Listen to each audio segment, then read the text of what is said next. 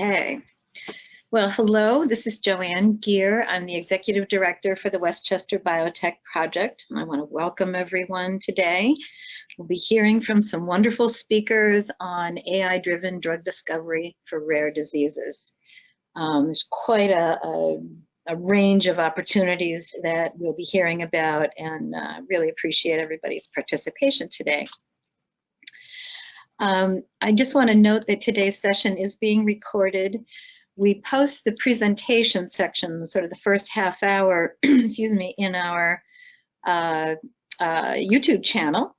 And then the rest of it, if you say something we'd like to quote, we'll ask you for your permission before we do it. Let's see, some folks are joining us. Welcome, everybody. And I'd like to introduce Michael Welling. Michael, are you there? I am. I just got kicked out for a moment, but I'm back. Welcome. Go ahead, Michael. Oh, thank you. Sorry about that, everyone. So first of all, thank you all for joining us this morning. For those of you who have been dealing with inclement weather, we appreciate the effort. For those of you who are first joining us or joining us for the first time, the Westchester Biotech Project is a 3-year-old nonprofit organization that has been committed to and dedicated to fostering collaboration across borders, and that could be borders of industry, discipline, or geographical borders. And we are thrilled today to have some of our participants represent some of that cross-border initiatives across all of those interests. I'm Michael Welling, along with Joanne Geer. We are the co-founders of our organization, but truly only see ourselves as the stewards of these conversations, and many of which over the last few years have already borne some amazing fruit and opportunity, which again is really at the core and the heart of what we're trying to accomplish here. Westchester County, for those of you who are not familiar, we are a million-plus resident county just north of New York City, where we have a really growing and thriving biotech community of our own. But obviously, we draw very much on the activities that are occurring both in New York City and Boston on a direct basis. But truly, there is an amazing amount of international collaboration that is occurring through Westchester at the moment, and we continue to uncover more and more of these opportunities the more and more conversations we have. The next slide is an example of some exciting development, physical real estate development that is occurring here. Biomed Realty Trust, which is based up in Boston and manages many of the biotech facilities up there, is in the process of a significant financial investment into an existing structure here in Westchester, in Ardsley, to bring this unoccupied property back online at state-of-the-art wet lab and office space. But more interesting, and certainly from a more exciting standpoint, they're doing so in a way that, number one, they are building this lab space out on spec. They are building this lab space out in a way in which it can be configured to adapt and accommodate the growing and different needs of the biotech companies that they hope to take up residence there. But even more interesting, although not sexy, they're moving forward with a model of very flexible lease terms.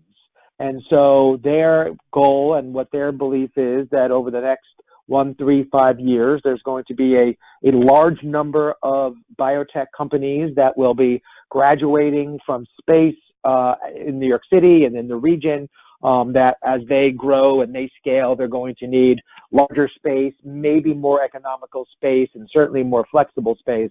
And they are leading the charge amongst a number of projects currently going on in Westchester that believe Westchester should not only be in the conversation of where should those companies land, but could be at the top of many of their lists based on a number of the factors that they can bring forward. So we are partner. Biomed Realty is a partner of ours. We are working closely with them. And again, along with some of the other projects as well, we are really excited about the inflection point we are at here in our community and what this new development is going to mean for us. Next slide, Joanne.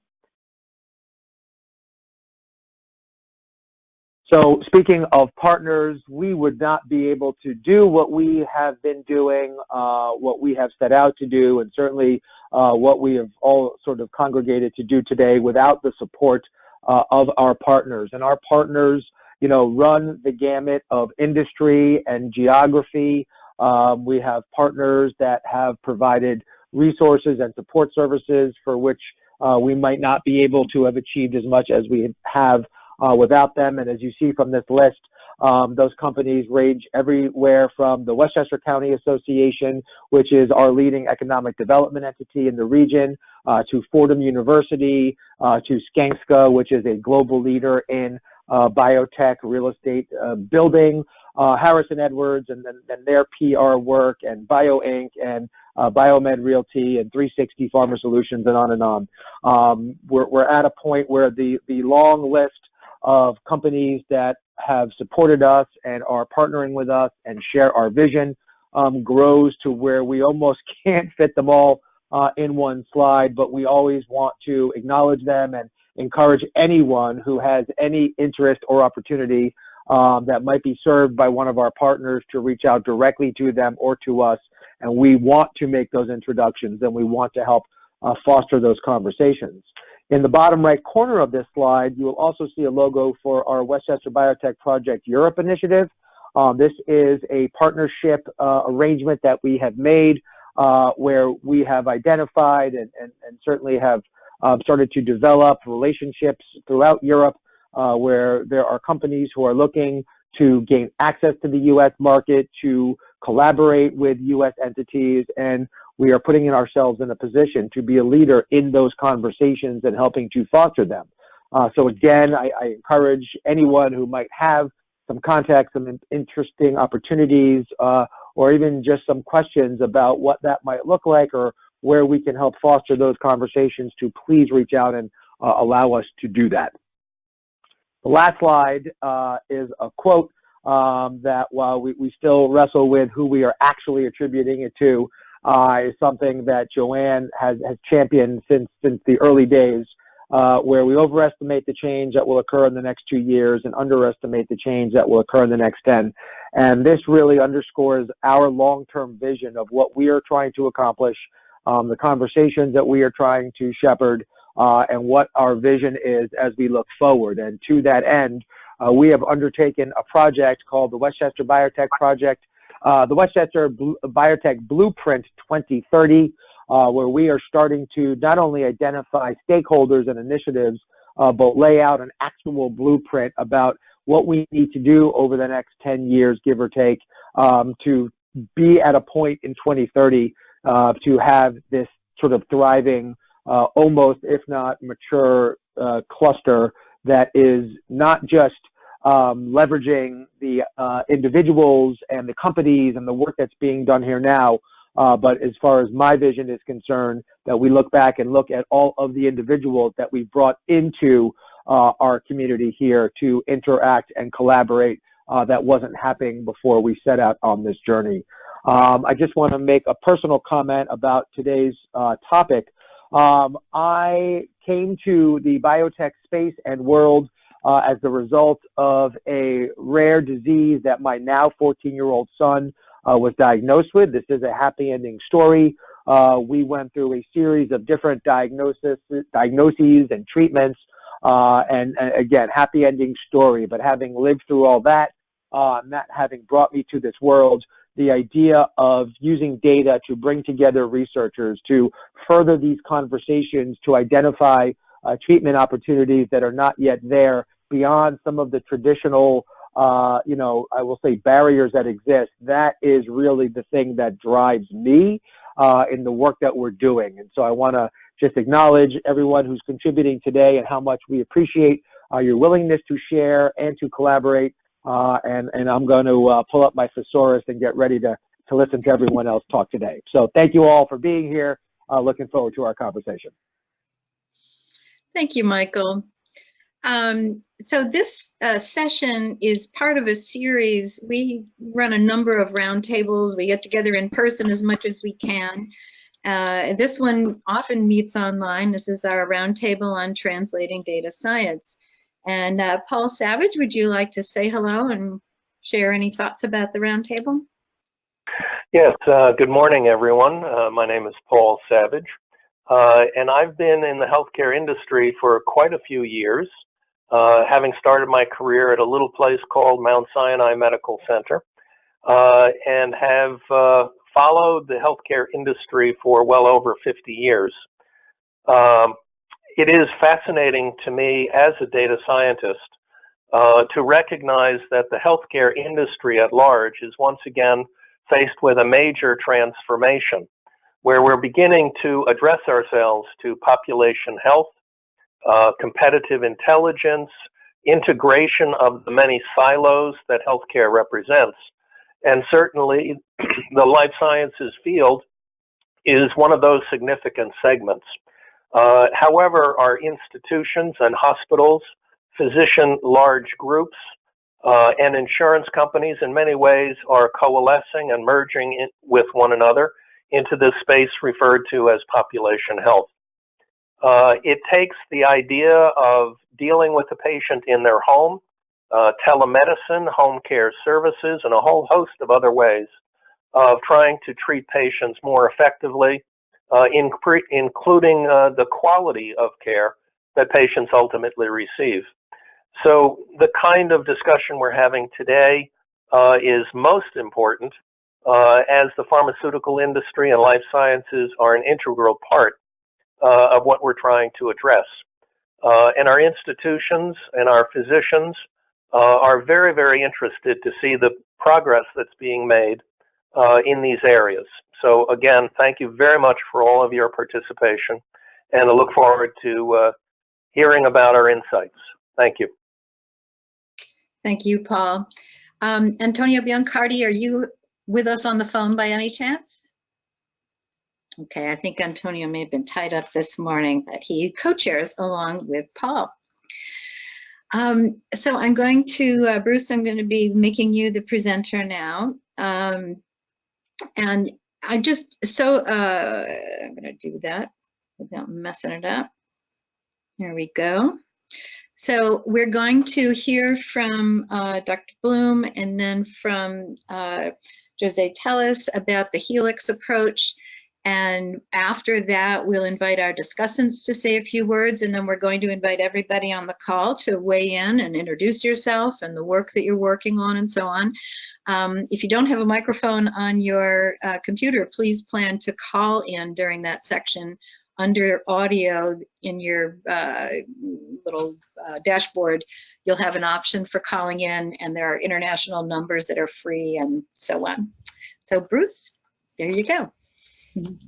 Thank you, Joanne. This is Bruce Bloom. I'm the Chief Collaboration Officer at a biotech in Cambridge, UK. I'm US based in Chicago. My job is to create collaborations with patient groups, academic medical centers, other not-for-profits, for-profit biotech and pharma companies, liaison with government and regulators to further our work, where we have the dual mission of creating repurposed therapies for rare diseases and using artificial intelligence to improve and increase the capacity for doing that kind of work. So I'm going to be talking about the non-technical parts of using artificial intelligence and the work that we do at Healx. And then my colleague Jose is going to talk about more of the technical parts of how the AI work. So the reason that we're in the rare disease world is because it's so under resourced as far as therapies go. There are at least 7,000 rare diseases and more coming on each day. And we're now learning how many common diseases are really conglomerations of rare diseases that look the same. So eventually we'll get to the point where every individual is a rare disease. But right now we're focusing on these because 95% of them don't have any treatment at all, let alone an effective treatment. And this is as many as 500 million people around the world and maybe more. And the reason we're in the drug repurposing world is there are several reasons. So first of all, we know these drugs. We also repurpose nutraceuticals, which are drug-like compounds that have just never been approved as a drug. So those are your vitamins and minerals and other kinds of supplements that you can buy at the GNC or at the pharmacist. And because these things are used commonly by patients, sometimes millions or hundreds of millions of patients a day, we know a lot about these drugs. And we now know that every drug has multiple impacts in the body. There's no drug that we can find that only hits one target or one type of cell. And so if we reutilize these really great therapeutics in new ways, we can impact lots of diseases. And so often we learn about repurposing through things that happen even within a patient. So somebody will take a drug for disease A that they have, and somehow when they have a second disease, it will impact that disease as well. Nobody expected that to happen. And so it's fast, cheap, and safe to repurpose drugs. It's challenging from a commercialization standpoint, but we're committed to finding ways to bring these out at a reasonable cost. And these days, because of artificial intelligence and other tools, we can do things we were never able to do before. So in the very olden days, we just looked at a patient and looked at their symptoms and said, what can we do to change a symptom? And that was a sort of phenotypic therapy. And as we got more sophisticated over the last 30 years and began to understand the biology of diseases, we could think of what kind of target or pathway is active in a disease, and can we find a drug that might hit that particular target? So we started with that hypothesis. These days, we have so much knowledge and computers are helping us in so many ways that we can have hypothesis-free ideas of how we might discover drugs. So matching diseases using all available data to see what kinds of things match up. And often these are things that humans couldn't figure out themselves, even if we had a lot of time, because we just don't have the right capability. And so from my lay standpoint, when I think of what artificial intelligence is, I think of it like this. So imagine that we could just have an infinite number of smart scientists with the ability to read at a super fast pace, and that we gave them instructions that they were supposed to connect a particular rare disease with any existing drug or any existing knowledge that might lead to a drug or other therapy. And they had this really amazing recall and precision so that if they saw a match somewhere, they would always know it existed. And then they could, like building a puzzle, fill in all the pieces in between. And the system could track all this evidence and then display it in a way that was well organized and showed how each piece of the puzzle was put there and why it's connected to the things it's connected to. So in my mind, that's what artificial intelligence does. So we use that to start with a disease and then interrogate the computer information to see what comes up from the computer that might have an impact on this particular disease. Now, there's a lot of human curation that goes into putting the data into the system in the first place to make sure that it's all valid and reliable. And then there's obviously a tremendous amount of human intelligence that's required after the computer does all of its work, because the computer will make any connection that it finds. And some of these make a lot of sense and some of them don't make any sense at all, or at least we can't figure out as humans how they make any sense at all. And so we've used these over the last few years to start a pipeline of monotherapies and combinations of repurposed drugs for these rare diseases. And you can see the pipeline that we have right now. So the green lines are monotherapies and the orange lines are combinations. And in most of the drugs, we're finding there are combinations that can be provided at much lower doses than the individual drugs are typically given for their current indication, and we can combine 2 or more drugs at much lower doses and get a synergy that will help a particular disease. Now I'm going to go through one example of Fragile X just to show you how powerful this can be. So Fragile X is the most prevalent rare disease of intellectual disability. My nephew, Alex, who's 34 years old right now, has Fragile X. So I'm actually very familiar with this, although that's not why Healx is working on this particular disease. But you can see on the left a whole list of symptoms that there are. And there are animal models that display a lot of the symptoms. There are genetic perturbations that cause Fragile X. The reason it's called Fragile X is because when you look at the chromosomes and their displays, it looks like somebody pinched the X chromosome and it's squeezed in, and where it's squeezed in, some of those genes are no longer functional. And males are affected more than females because females have 2 X chromosomes, and typically they won't have both of them having the Fragile X disease, and so they have a normal X chromosome that works okay. But when males have it, they're very affected. So we've been working on this disease for a while, and here's what we found. There's mouse models that replicate a lot of the behaviors in the mice that are the same as the symptoms and signs that we have on the patients. And so as we did our work, we came up with 18 different combinations or monotherapies that look like they could work for Fragile X. And if you look on the left side here, you see that 9 of the therapies, half of them rescued all 4 of the behaviors that we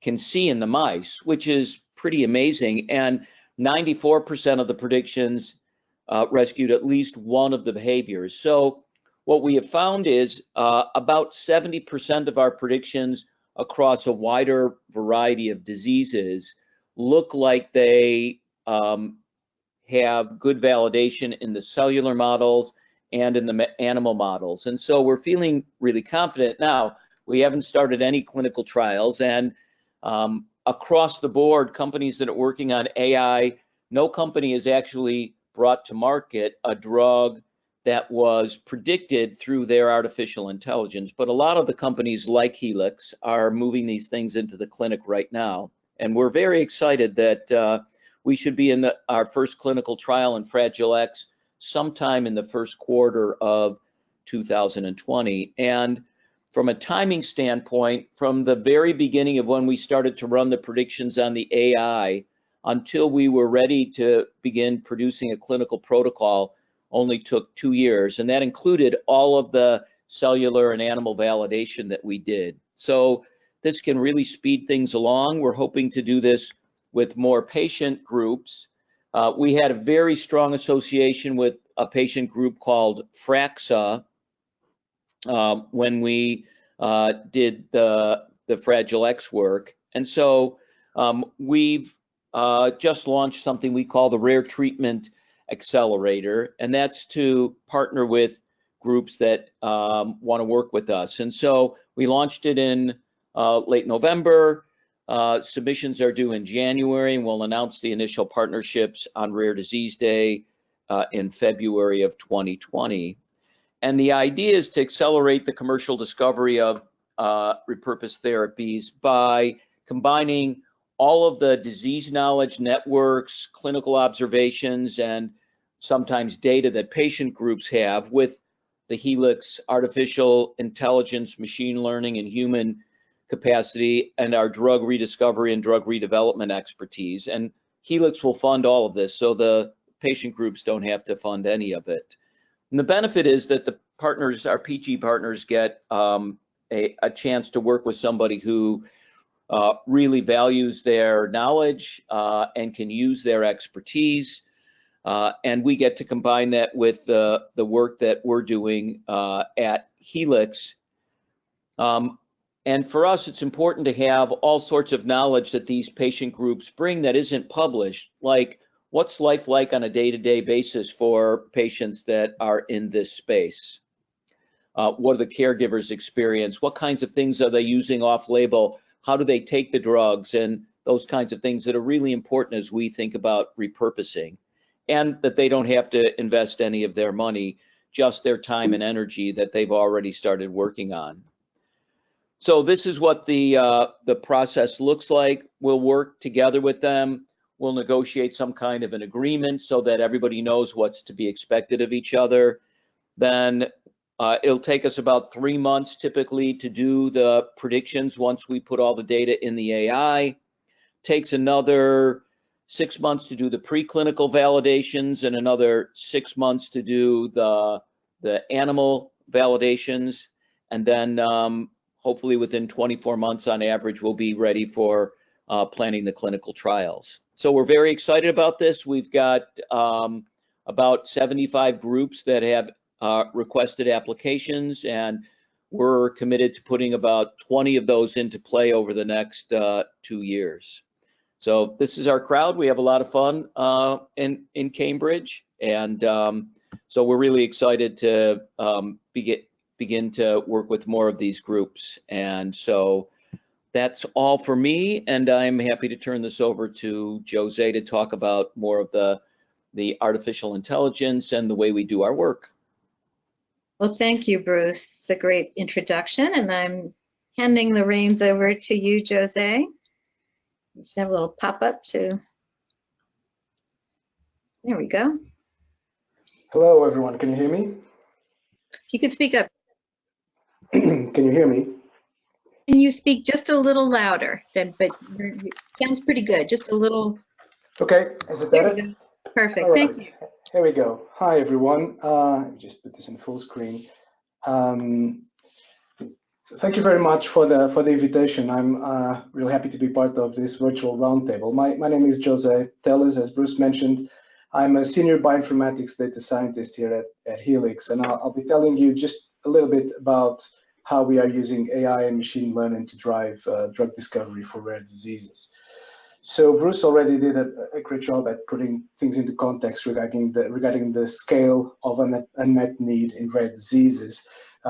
What I would like to focus on with this slide is mostly about our approach to data-driven drug discovery, and it's a fairly unique approach, particularly in rare diseases, because we essentially deploy machine learning and AI methods to leverage the available data and information on rare diseases and drugs. And the goal is to repurpose and combine existing drugs to find novel rare disease treatments. We hope to do so, as was also mentioned by Bruce, in a way that is faster and cheaper than the traditional pharma approach. So in the next few minutes, what I'll be focusing on is just giving you an overview, a brief overview of our technology and how we apply machine learning and AI methods to match drugs to rare diseases of interest. So this is a very simplified diagram of our pipeline.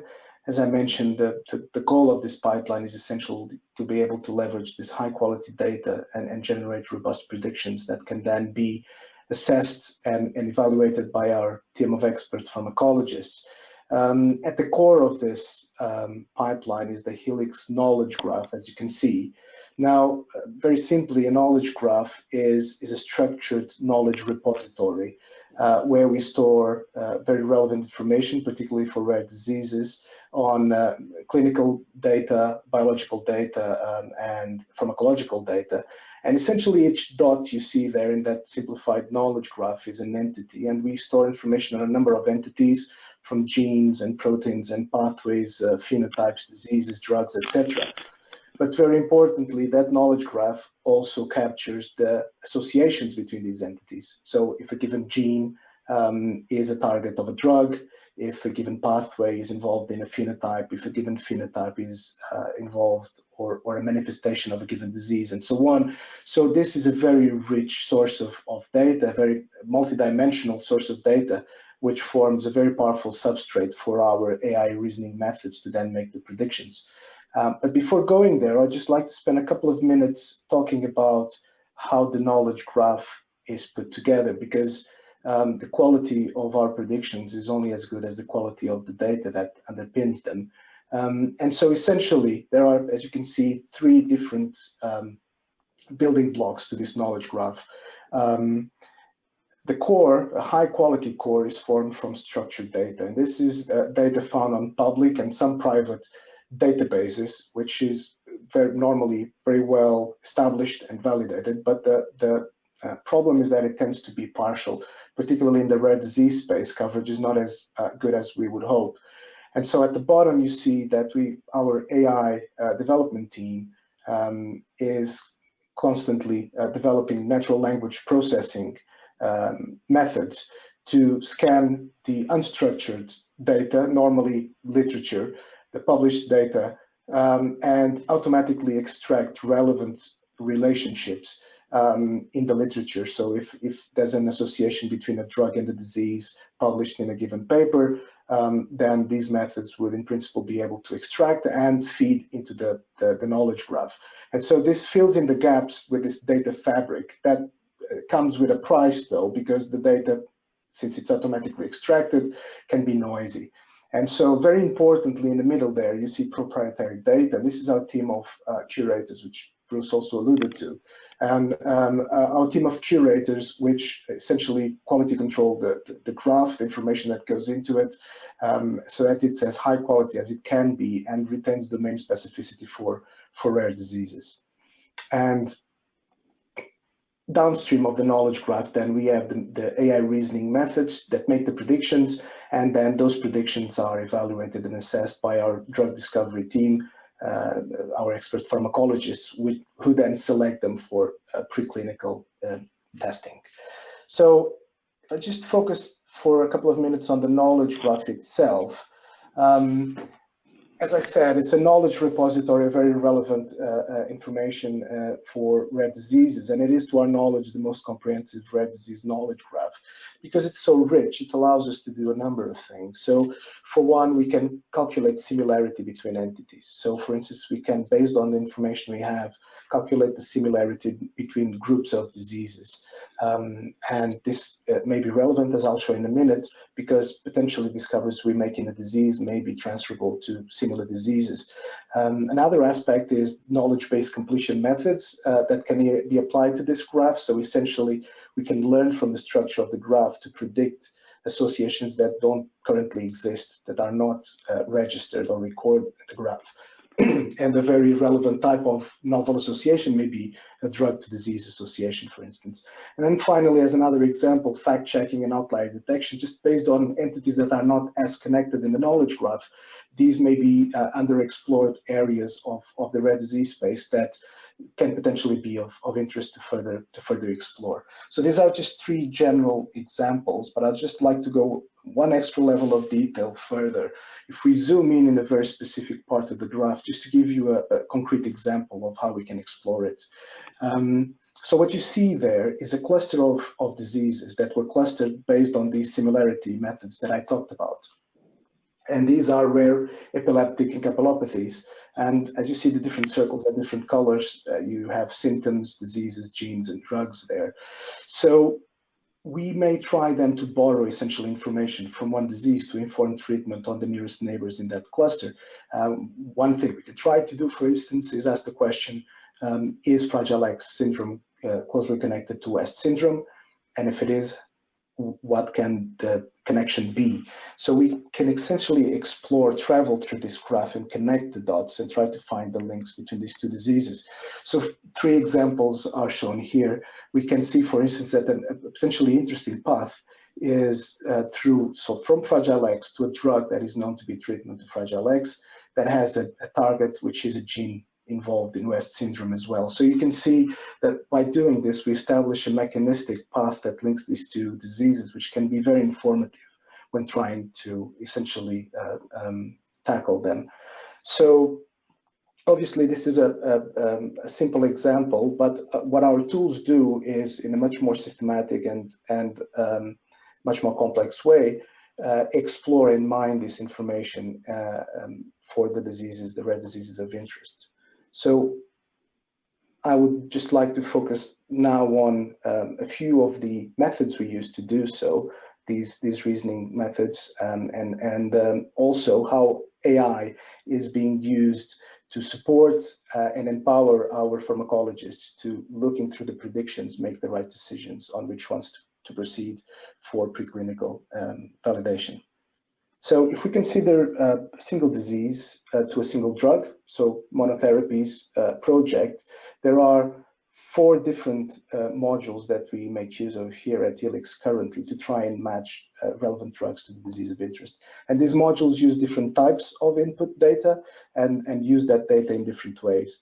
So one of the methods is called DGEM, and just to give you an idea, it essentially uses gene expression signatures. So for a given disease, our curators identify and select gene expression datasets, transcriptomics normally, that are most representative of the disease or the aspects of disease which are the most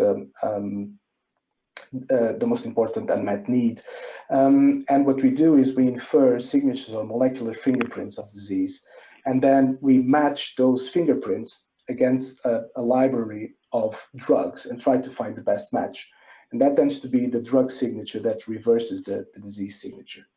Another method does not use gene expression data at all. It's called PRISM, and we use disease and drug similarity matrices. So what we do is, using disease-specific information and drug-specific information, we calculate how similar the different diseases are among each other and how similar the different drugs are among each other.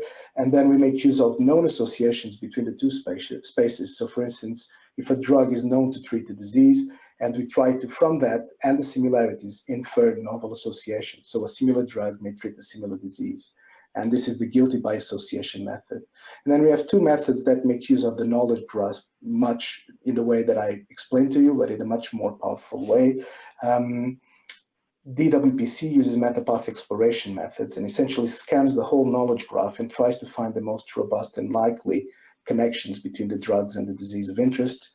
And KBC goes beyond this, and it learns from the structure of the graph to make predictions about associations that may not be encoded in the graph itself. So it tries to find novel indications for drugs and diseases. So what all these 4 methods do in a given project is they produce as output ranked lists of compounds. Each one of them will have a list of compounds from the most likely to the least likely to succeed in the disease of interest.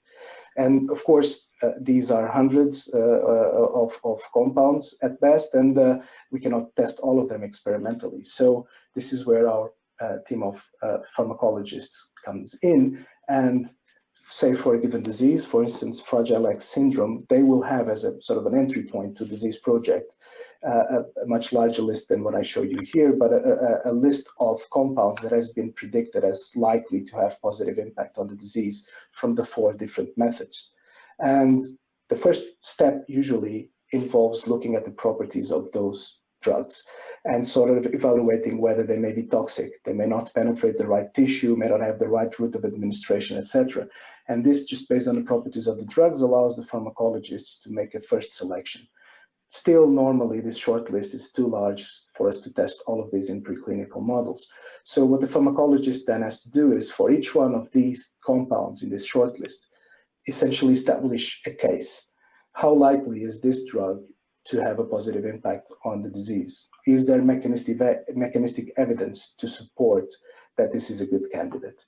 And there are many ways in which we can build this evidence. We call them evidence chains, causal chains. We can, for instance, try to see if there are genes that are both drug target genes and disease relevant genes.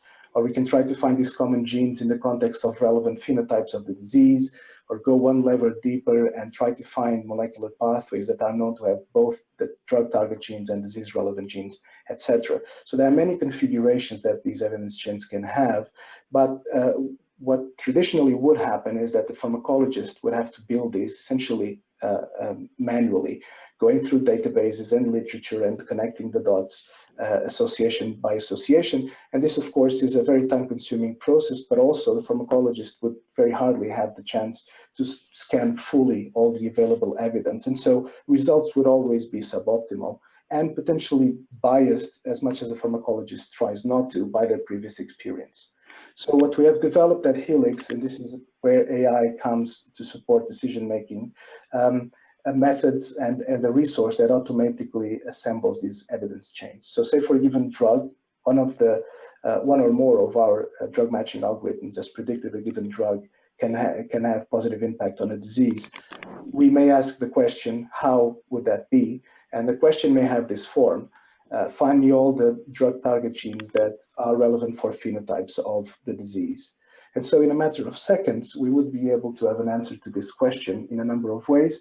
So this resource would be able to scan the 29 million documents that have been scanned by the natural language processing methods that I described before, and try to find associations that fulfill this chain at different levels of granularity, whether they co-occur in the same document or in the same sentence, down to the level of relationship type. For instance, only drug target genes that are upregulated by the drug.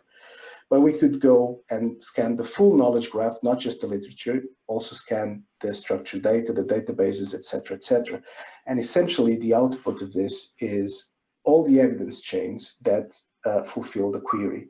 And if all the links in that chain are known, we provide the supporting evidence, the papers, the entries in the databases, et cetera, that supports this evidence chain.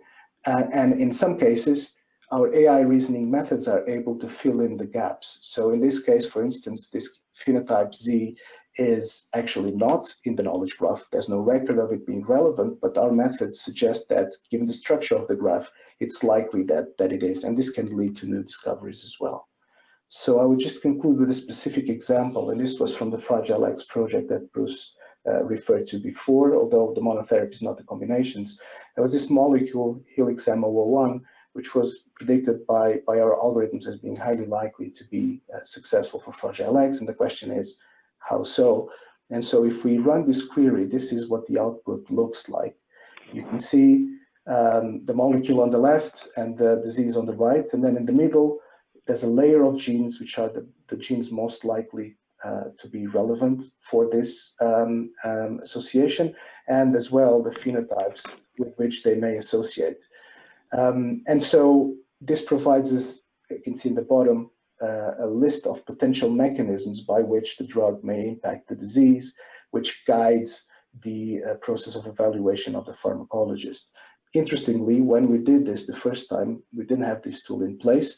And so what we did was we went back to our pharmacologist report. And remember, this was done manually over the course of a few weeks. And the rationale for this drug to be a good candidate for Fragile X was through its role as a PPAR gamma agonist, which has been suggested as a play in Fragile X. And so we were very happy to see that within the top 10,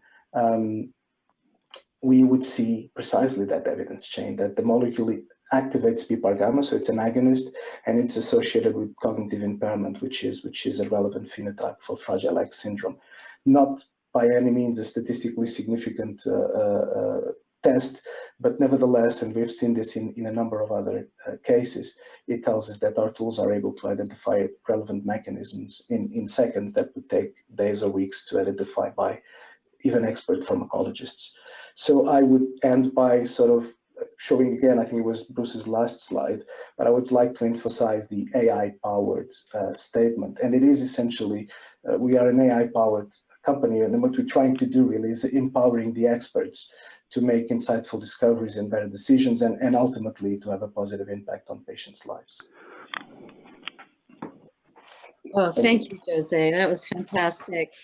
I'm going to take back the screen here, and we're going to hear from some discussants. So we are now moving into our roundtable, and we've invited a few people from the field to get things started.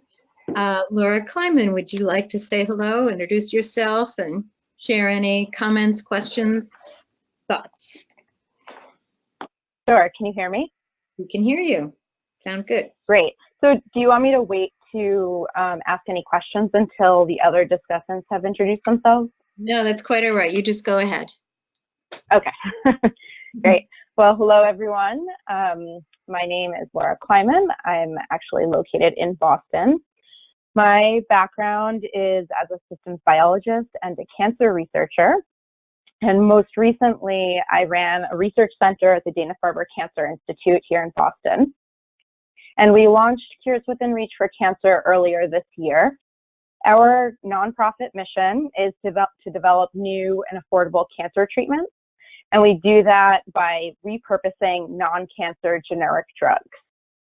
So there are hundreds of off-patent drugs that have already been FDA approved to treat diseases other than cancer that have already shown potential benefits for cancer patients.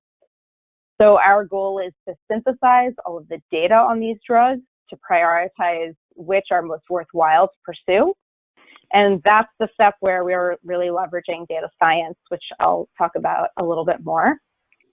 But I just want to be clear and maybe kind of contrast to what you just heard. And as long as I'm understanding what the work at Healx is doing, I just want to be clear. So we're not discovering new uses for existing drugs. There have been hundreds of drugs that have already been discovered to be potentially useful for new indications. And here we're really just trying to aggregate what has already been done and then bring the most promising drugs forward to patients. So where Jose was talking about prioritization, that was really wonderful and very helpful, by the way, the description of how they prioritize different drugs. Our prioritization is really based on the evidence that already exists and has been published. So laboratory studies, studies in people, including clinical trials in these new cancer patient populations. So our prioritization might be primarily based on all of those studies that have already been done in those new indications. And the data that we analyze comes from scientific literature as well as real-world data, such as from mining patient information in electronic medical records. And I also thought I would mention a bit about our collaborations. We're working with academic researchers as well as industry groups. We have a really wonderful collaboration with IBM Research's Science for Social Good initiative, where they partner with nonprofits to apply AI for social good. So that's the work on the data science side. And just for kind of the bigger picture about our work, after we've identified the most promising repurposing candidates, we gather any additional clinical evidence to prove whether or not the drugs are effective for cancer. And then we work to get those treatments incorporated into widespread medical practice, basically into the standard of care for cancer. So that's kind of an overview of our work. And data science really is at the core of our work. And we've been really excited to collaborate with different groups on our initiatives. And in terms of questions, I guess I'll go back. I have a few questions. I'll just pose one to start with. Going back to the discussion of prioritization, I'd love to learn a little bit more. Maybe you can say a little bit more about how you decide which diseases and drugs to focus on for development. And sorry if I missed this, but when you're assembling these evidence chains, are they done with a specific drug in mind, or are they done in a disease agnostic and drug agnostic manner? And then you kind of evaluate what comes out and see where you might want to pursue opportunities? Yes, hi. Not sure who should answer that, Bruce or Jose. I can have a go. Can you hear me? Yes. Yeah. Yes. Hi. Thank you. So on the disease selection side, I should say that when we start a project and we select the disease, it's based on a number of parameters that include, among others, availability of data, for instance, transcriptomics and so on, but also sort of downstream whether there's a relevant and suitable model, preclinical model to test the predictions and so on, and also whether there is then the potential for clinical trials. So there are a number of checks, and that is a very important process that I didn't cover, that also involves tech in a way, but where we sort of look into the diseases, and there's a joint discussion by data scientists, pharmacologists, curators, and so on, business development, to decide on which diseases to start this project. When it gets to the stage of the evidence chains, which I described, we are focusing on a specific disease, on that specific disease, and then the evidence chains are built from the graph and the data we have in the graph, which includes, as I said, literature and structured databases, but as well data that has been curated by our curators, to find all the possible mechanistic links that link that drug that has been predicted to the disease. Now, this is not the end-all be-all of the decision-making process, because then what we have to do is to go back. So, for instance, if that given drug was predicted based on gene expression signatures, we do go back to the gene expression signatures that generated that prediction and try to understand in terms of pathway analysis and so on, which pathways may be more relevant, and then cross again with what's known in terms of mechanisms of disease, etc. So it is the evidence chains provide an initial view into how the drug may impact the disease, and the pharmacologists essentially then sort of go from there and try to look into other available data, including data that was used to generate the predictions themselves. I would just add to this that the need for these evidence chains comes obviously to inform the pharmacologist, but also because in some instances these algorithms, these AI algorithms, make connections that may not be necessarily obvious. And they are opaque in a sense, so they do make the prediction, but don't necessarily give a biologically understandable explanation of why that is. So we're trying to go back and understand why that prediction was made. And in the process of doing that, the challenge we always have is that we're trying to find novel mechanisms of action, at least not described in the context of this drug-disease pair. And so we need to go beyond what is described, but at the same time, if we go much beyond what is described, we start getting a lot of noises and things that are not necessarily relevant. And so there's always sort of a fine line between these two aspects of novelty versus noise that we have to take into account. And these are things that we're constantly working on, of course. Great, thank you. That was very helpful. Maybe one question for Bruce. Can you talk a little bit about what is, if anything, unique about this approach being applied for rare diseases as opposed to common diseases? Could the same approach be used for common diseases? Same approach could be used for any disease. The reason that we started with rare diseases goes back to the initiation of Healx about 6 years ago. So the founders, Dave Brown and Tim Willems, met a gentleman named Nick Serow. Nick was not a scientist at the time. He had 2 kids with a rare disease called alkaptonuria, and there was no treatment for it. And there was some literature that seemed to indicate that there might be a chemical compound that was originally a pesticide and had been marketed as a drug, but was no longer really being used, that might help this condition. The drug is called nitisinone.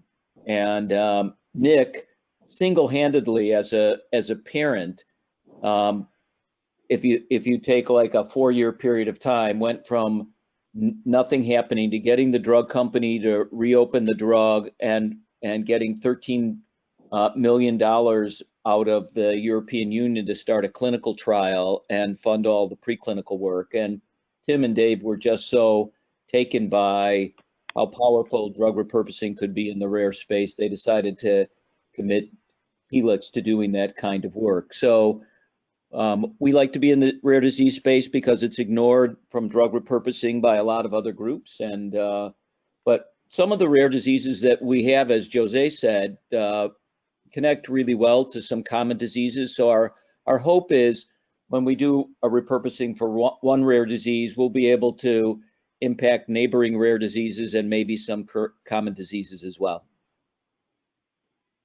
Great. So it sounds like it's a lot about the need being there for rare diseases where there are unmet needs. Right. And also, in a common disease, if you find something that works and it's chronic, you can bring it to market and you don't have to charge such a high price. In the rare space, what you see is when companies bring something to market, there's so few patients that the cost per patient for each treatment is really expensive. And Healx is committed to bringing things out at a reasonable cost in the rare disease space. And we've done a lot of work evaluating what those reasonable costs could be. And they're well below what the sort of maximum market price would be in other situations. So we're hopefully going to be able to be a well-funded commercial entity that brings things out at a reasonable price. Great. Should I ask one more question, or do you want to move on to the next? That's all right, Laura, you're on a roll. Keep going. Okay. All right, I'll ask one more question. I'd love to learn a little. Laura. She'll just keep asking questions. That's why I gave her the opportunity to cut me off. Fine.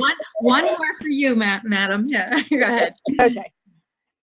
Maybe you could talk a little bit more about drug combinations. And I think, unless I missed this, much of the discussion around the evidence chains were around a particular drug target and phenotype. So I was curious how this works when you're looking at multiple drugs being used in combination, when these are new predictions of drug combinations. And a little bit about maybe because obviously the complexity is much greater when you start considering combinations, what different considerations you take into account then, and if you're able to say anything about clinical development of drug combinations. I'm curious about your plans. So, for example, will the drugs be tested individually first in people before being tested in combination, or will you be jumping straight to the combination trial?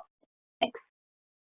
Jose, do you want to talk about how the AI deals with predicting combinations, if at all, and then I'll talk about the rest? Yes.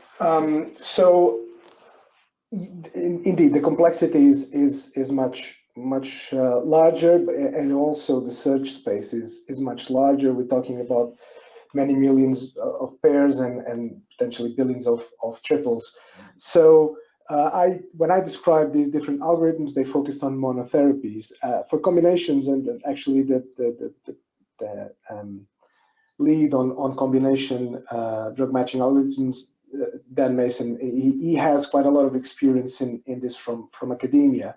The methods are somewhat different from the ones there's one similar one. So DGEM, the one I mentioned, which uses gene expression signatures, we have a similar one for combinations that essentially, not just in an additive way, but essentially uses signatures, a mixture of signatures from the two drugs with the disease. But then there are other methods that are combination specific, essentially an optimization method that tries to maximize targets, sort of the two drugs hitting targets of disease and minimizing off targets. And probably the most powerful one essentially infers a regulatory network of the disease, and then tries to find clusters within clusters of drugs, intelligently pick drugs from those clusters that maximize the changes in the disease network in a way that is productive from the therapeutic point of view. So these are the three main ones, explained in a very simple way. What I would say are challenges, though, are the effects. So we were trying to get synergy, for instance, and try to minimize whatever negative effects may be from combining these drugs. And that is a very difficult thing to define, and it is a difficult thing to predict computationally, although there are quite a few pieces of work on that. So this is something we're actively working on. And as well, data that can sort of inform whatever predictive algorithms we have would be very relevant. And there are some data sets, and we are considering as well generating our own, that can validate whatever methods we have. So if we have a response with one drug and the other, and then a response with both drugs, that we can try and validate and predict our methods based on that. This goes into the evidence chains in the pharma rationale in a way, because of course we can put together whatever evidence chains we have for one drug and the other, and just see, for instance, if there are bottlenecks, if there are pathways where both of them hit together, or if these drugs hit different pathways and so on. And at the moment, we're doing that very closely with our pharmacologists so that we can feed from their advice and their experience to essentially build tools that are able to reflect that expertise and that knowledge.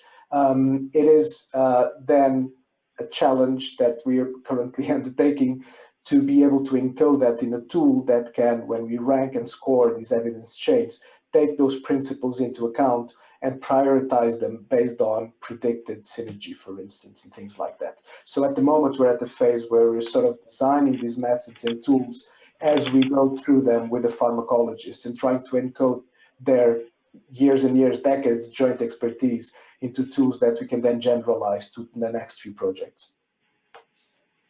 Now, I would add to that to answer your question, Laura.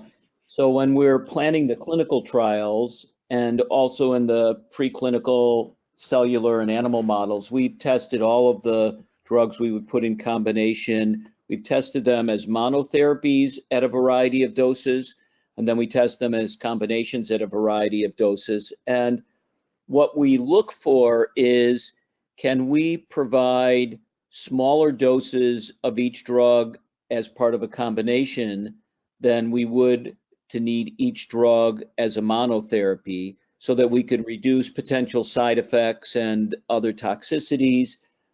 And secondly, can we get synergy above what would be expected to be the combined effectiveness of each drug individually? So, we're hoping that 1 + 1 is greater than 2 as a combination. And if it's not, we look for different combinations, because otherwise we could come out with, several monotherapies that would be helpful. But it's important in some of our combinations, we actually get 1 + 1 equaling 3 or 4, because the two drugs are working in a way that helps the other drug or blocks a compensatory pathway in the cell. So both from a toxicity standpoint and an improved outcome standpoint, we're hoping that the combinations work like that. Great, thank you for those explanations. Thank you, and thank you, Laura. Megan Golden, would you please introduce yourself and your work, and any comments or questions? Sure. I'm Megan Golden. I'm and my background, if you hear a dog, I'm not even at home. I'm in an office that's dog friendly. So I apologize. It's a happy I'm a lawyer by training. I'm based in New York City, and I have been in the nonprofit sector for a long time. And I was going around the country providing technical assistance to jurisdictions that want to use some innovative financing that's called social impact bonds or pay for success financing to fund their maternal and child health and other early childhood programs. And as I was doing that, my brother Eric, who always had a bad stomach from the time he was young, started getting really very sick. He had intense pain in his stomach, sometimes ended up in the hospital, lost a lot of weight, and was really very debilitated. And after a couple of years of misdiagnosis, was finally diagnosed with chronic pancreatitis. And so we had to learn about that disease, and it's essentially inflammation of the pancreas, and that results in fibrosis and impairment of the function. But the main symptom is severe pain. It's supposed to be one of the most painful conditions that anyone can have. And as we looked into it, we realized that there's absolutely no treatment for it. and it's just kind of palliative care and trying to deal with the extreme pain, often through opioids. And it's a rare disease in that there's likely under 200,000 people in the US that have the chronic form of the disease, including about 10,000 children. But it's not that rare. It's not one of these ultra rare conditions where there's only a few people. There are quite a lot of people, and there's just nothing to do for them to halt the progression of the disease or make them better. And so we founded Mission Cure about 2 years ago to try to tackle that problem, to try to find some potential therapies and improve outcomes for people suffering from pancreatitis. And we are doing it by applying some of the innovative financing that I had already been involved in my previous work. And that's financing that brings in impact investors and engages payers who are spending billions and billions of dollars on this disease, people going in and out of the hospital with terrible outcomes, and trying to get payers to contribute some funds toward incentivizing better outcomes rather than just treating people in crisis. So we have been kind of trying to develop therapies and trying to address this disease in every way possible, including some new drug development, but a lot of what we're looking at is drug repurposing. And there have been a couple ways that we're going about that. One is put together a list of drug repurposing candidates, kind of from a manual version of what Laura was just talking about, looking at literature on already approved drugs that had been tested preclinically or that people were researching, talking to the researchers, and came up with a list of 61 drugs that have a scientific basis to believe that they could address this disease, but also are taking the approach that Bruce mentioned around using data and AI to identify other repurposing candidates that people hadn't already thought of before. And we were lucky to be selected as the subject of a datathon conducted by Elsevier, which has a kind of a platform for analyzing data, and the Pistoia Alliance. It's a pre-competitive alliance of pharma and life sciences companies. And they did some of the types of analyses that Jose described, where there are several different researchers, data scientists, who looked at the data and came up with kind of some lists of potential repurposing candidates that hit various targets for this disease. It turns out that it's largely genetically driven, and new research is showing that, so that gave us some potential targets. And so we ended up with a pretty long list, I would say in the hundreds of potential repurposing candidates out of that datathon. So I just want to point out a couple of our challenges now that can lead into some discussion.